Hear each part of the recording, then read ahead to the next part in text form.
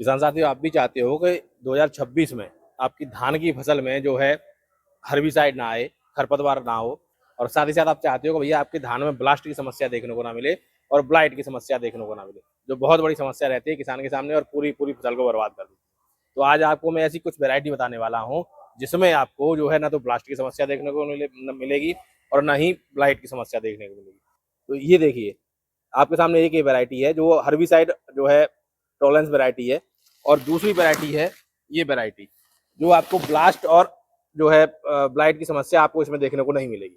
इसके अलावा भी और काफ़ी सारी वैरायटी हैं जो आप 2026 में लगा सकते हैं। तो वो कौन कौन सी वैरायटी हैं और कहाँ पर मिलने वाली हैं, आप कैसे इन वैरायटी को ले सकते हैं, सारी जानकारी आपको इस वीडियो में मिलने वाली है। अगर चैनल पर पहली बार है तो चैनल को सब्सक्राइब करें, वीडियो को लाइक और शेयर करें। अंकित भैया, हाँ जी, अच्छा ये कौन सी वैरायटी है? ये है हमारी 1509। अच्छा, 1509 है। जी अच्छा, ये वैरायटी की बात करूं जी, तो अभी वैरायटी कौन कौन सी है आपके पास में जिन्हें हमारा किसान अभी लगा सकता है? हमारे पास 1509 है, 1692 है, 1718 है, 1847 है, 1121 है, 1885 है, 1979 है, 1985 है, सुगंधा है, शरबती अच्छा, है। 11-21 की बात करूं तो जरा 11-21 के बारे में मुझे बताइए, 11-21 किस तरह की वैरायटी है? 1121 तो सबसे बड़ी चीज है, लंबी अवधि की वेराइटी है। जी। इसको करीब करीब 150 दिन लगते हैं बीज से बीज। जिस अच्छा। दिन आप नर्सरी डालोगे और जिस दिन फसल को काटोगे, कम से कम 150 दिन लगते हैं। जी। तो आलू के किसानों के लिए ये वैरायटी रिकमेंडेड नहीं है, क्योंकि अगर आलू का किसान इस वैरायटी को लगा लेगा तो वो आलू समय पे नहीं बो पाएगा, आलू उसका लेट होगा। आलू लेट हो जाएगा। जी। दूसरी चीज, जिन खेतों में पानी का भराव ज्यादा होता है उसमें ये वैरायटी लगा के किसान अपनी हानि को बचा सकता है। मतलब जैसे जो निमान का या नहल का या जी, जो निचले खेत है। निचले खेत हैं जिनमें पानी बना बना रहता है, जिनमें नमी, तराई के क्षेत्र की कह सकते हैं, जो ज्यादा तराई के जंगल हैं उनमें ये वैरायटी सक्सेसफुल है। अच्छा, पैदावार की बात करूं तो पैदावार क्या करीब है? पैदावार इसकी करीब करीब 20 कुंटल, सॉरी 25 कुंटल तक आ जाती है एकड़ की? एकड़ की। अभी इसके बीज की बात करूं तो बीज क्या रेट आप प्रोवाइड करा रहे हैं इसका? इसका हम बीज दे रहे हैं 120 रुपए किलो। 120 रुपए किलो किलो। अच्छा, ये तो 11-21 की बात हो गई। जी अब आपने मुझे एक बताई थी 1979 वैरायटी। जी तो मेरी जानकारी में ऐसा कुछ है कि कुछ वैरायटियां ऐसी भी आ रही हैं आजकल जी जो है हर्बिसाइड टॉलरेंट है, जी और साथ ही साथ कुछ जैसे रोग आते हैं ब्लास्ट का जी है या ब्लाइट का है, जी। तो उनके प्रति भी सहनशील है। तो ऐसी कौन सी वैरायटी आपके पास में है जो इन मानकों पे खरी उतरती है?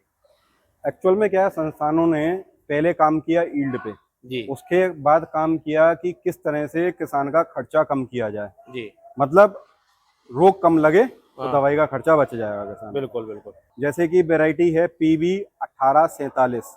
ठीक है। ये जो मेरा अपना एनालिसिस है, हाँ हाँ। सुगंधा एक वैरायटी आती थी पहले संस्थान की, उसको क्रॉस किया गया है 1509 से। अच्छा। इसीलिए आप देखेंगे उसका फसल में, जब हम देखेंगे चौड़ा पत्ता होगा हाँ। और दाने पे हल्का सा कालापन जरूर आएगा, जो सुगंधा का करेक्टर हुआ करता था। अच्छा। आज भी सुगंधा का करेक्टर वो है फसल। और संस्थान ने उसको मार्केट किया 1509 का सब्स्टिट्यूट के तौर पे, जी। जबकि ये 1509 से कम 10 से 15 दिन फालतू लेती है। तो आलू का किसान अगर इसको 1509 के सब्स्टिट्यूट पे लगाएगा तो वो अपनी दूसरी फसल यानी कि आलू को समय पे नहीं लगा पाएगा। ठीक है। लेकिन इसमें फायदा ये है कि ये BLB और गर्दन तोड़, BLB ब्लास्ट ब्लाइट के अवरोधी है। इसको इस प्रजाति में ना ब्लास्ट आएगा ना ब्लाइट आएगी। 1847 में ना ही इसमें गर्दन तोड़ आएगी। तीन चीजें नहीं आएंगी? तीन चीज नहीं आएंगी इसमें। तो तीन चीजें नहीं आना मतलब एक तो दवाई का खर्चा बच गया, और बेवजह की मानसिक तनाव बच गया किसान का जी, और पैदावार तो अपने आप बढ़ी जानी है। फिर पैदावार तो वैसे ही इसकी ज्यादा है। अगर आप इसके कल्ले गिनेंगे ना, 1509, 1692 उससे अधिक हैं, क्योंकि जैसे ये सुगंधा वैरायटी है, सुगंधा वैरायटी में बेशुमार फुटाव हुआ करता था, ऐसे ही इस वैरायटी में भी बेशुमार फुटाव है। ये सुगंधा है, सुगंधा में काफी फुटाव रहता है, ठीक उसी तरह से 1847 में भी फुटाव अच्छा रहता है। ये तो 1847 की बात हो गई।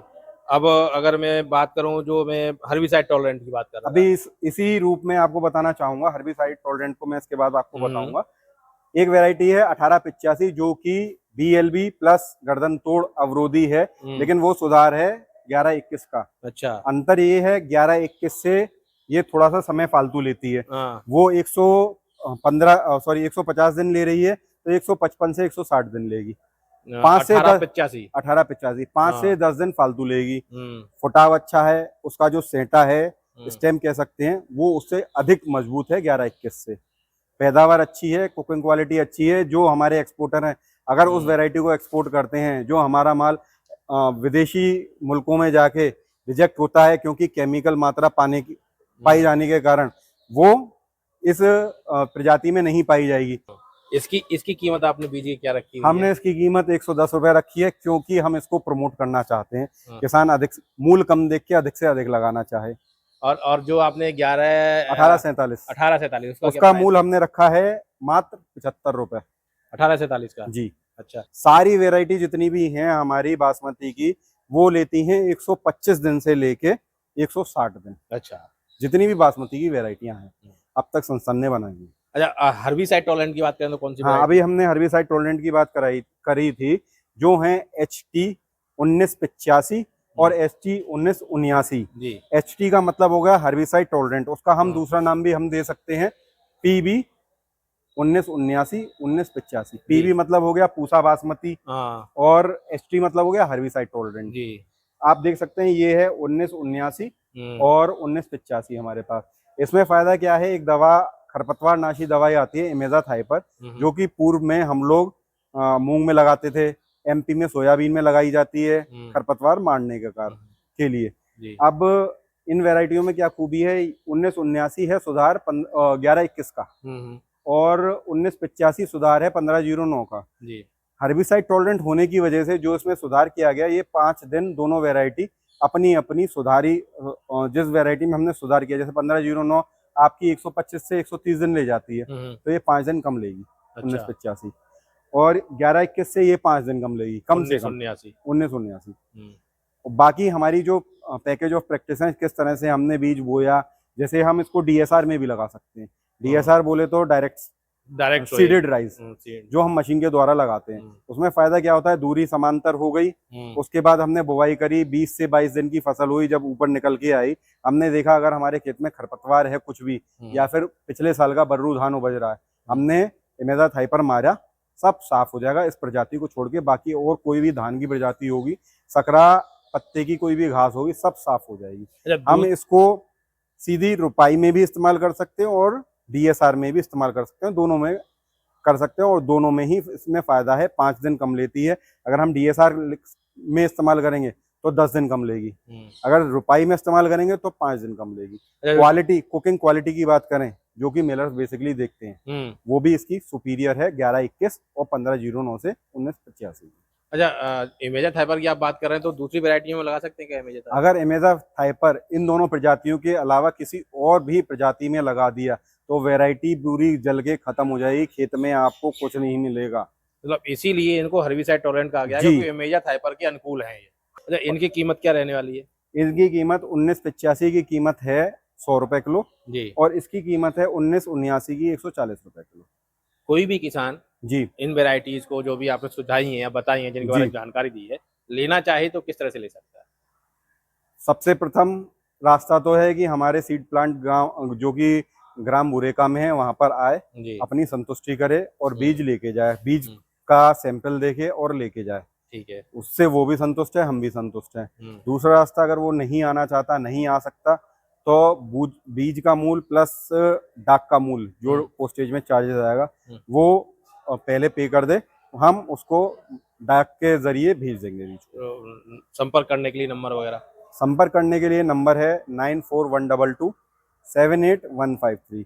दूसरा नंबर है 7505738437।